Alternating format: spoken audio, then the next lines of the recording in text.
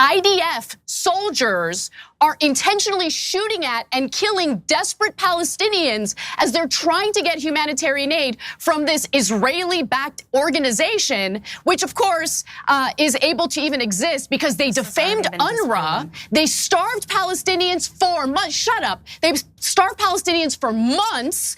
And then as the Palestinians are desperate for food, they lure them in with this Gaza Humanitarian Foundation and shoot at them. Upward of 200 people since late May have been shot at and killed by Israeli soldiers.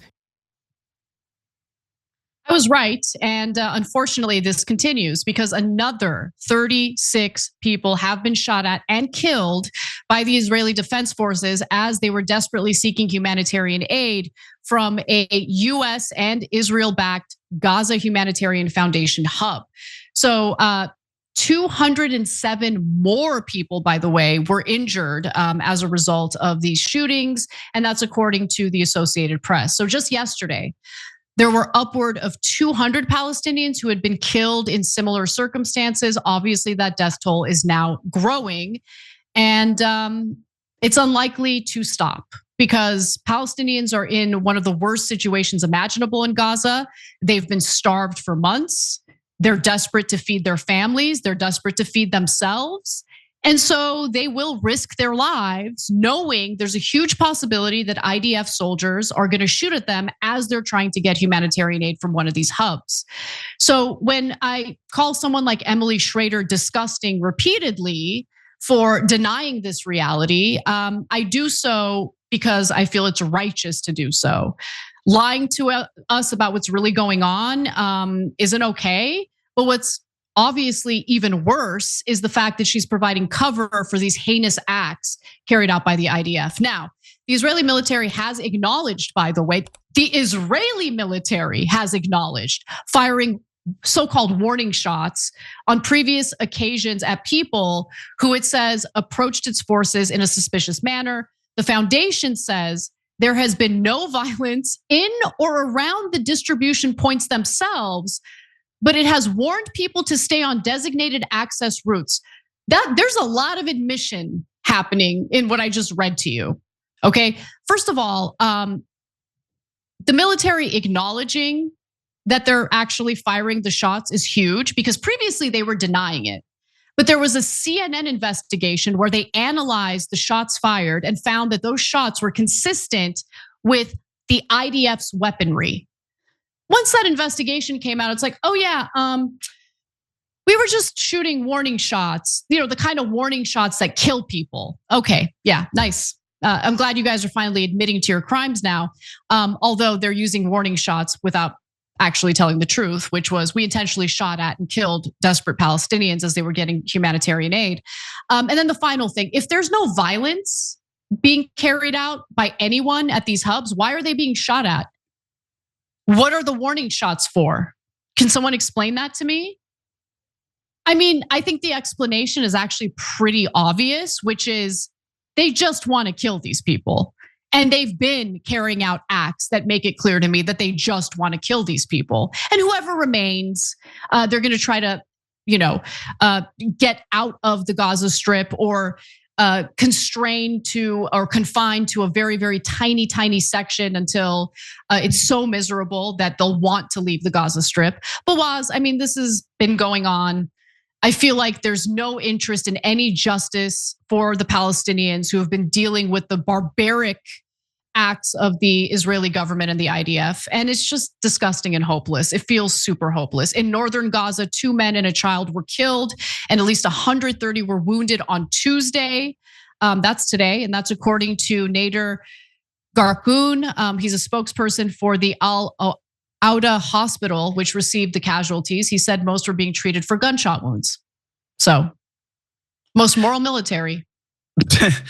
Man, I remember when they used to trot that one out. No military has ever taken more pains to not kill civilians than Israel, allegedly, according to Israel, of course, and nobody else.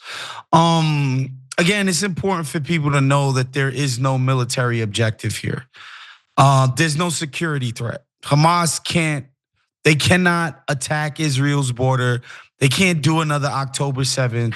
There is no security threat. So Israel's security vis-a-vis their battle with Hamas, it's non-existent. There's no threat there. So what does that mean? Like, they're just doing this to do it.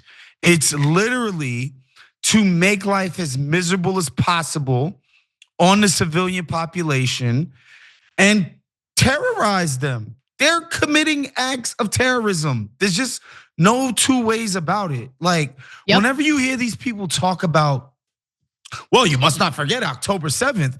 I'm like, guys, like, this is Al-Qaeda logic. That's what it is. This is terrorist logic. The idea that there's this thing that happened that was, obviously horrible. Obviously, atrocities were committed. So now I'm going to do something that is completely wholly not even in the same proportion. Again, and I bring this up again, not because I agree with this guy, but Bin Laden after 9/11 was like, bro, the CIA was housed in there. They were a legitimate military target. Nobody would ever say that was legitimate on the part of Al-Qaeda. Nobody. So you know what's sorry. Ahead, you know what's amazing to me? Like, they do love to bring up those atrocities that happened on October 7th. And I don't blame them for wanting to talk about those atrocities and draw attention to them when they want to justify going after Hamas. But there is every indication that this isn't about going after Hamas. Okay, this is about— They failed, Anna. Hamas is probably got more members now than they did on October 7th. But if you want to have a conversation about atrocities like using rape as an act of war, can we discuss the prison guards at the Israeli prisons who have been caught raping Palestinian detainees who haven't been charged with any crimes? When that story became public, can we discuss the fact that when there were supposed to be consequences for said rapist Israeli prison guards, the insane, unhinged extremist settlers started rioting in order to offer protection for the said rapists? So listen, your argument about Hamas loses any and all power, any and all logic and credibility when you argue that it is okay for Israeli prison guards to carry out rapes of detained Palestinians who haven't been charged with any crimes, or any detainee, even if they have been charged with crimes, even if they've been convicted of crimes. It's just, listen, Israelis don't get to enjoy a double standard where, some of them get to rape, some of them get to commit atrocities, some of them get to murder innocent people, and then turn around and judge other groups for doing similar things or the same things. Both groups are disgusting. All atrocities against innocent people, disgusting. All atrocities, period, disgusting. Israelis don't get to enjoy some God-given, God-tier double standard where they get away with carrying out barbaric acts. And that's what they've been doing in Gaza and the West Bank. And no, it's not something that just started after October 7th. It's something that's existed for a long, long time. And people are sick of it. People are calling it out. And the people calling it out aren't anti-Semites. They're not anti-Jewish. They're not, anti-Israel's right to exist or Israel's right to defend itself against terrorist atrocities. They're seeing the injustice and they're speaking out against it because it disgusts them as much as it disgusts me. I'm so sick of this garbage and this crap. And I can't believe that we're still funding this, but we are. We're still funding it. Because our politicians are either pedophiles that Israel has some compromise on, or they're bought. Every time you ring the bell below, an angel gets his wings. Totally not true, but it does keep you updated on our live shows.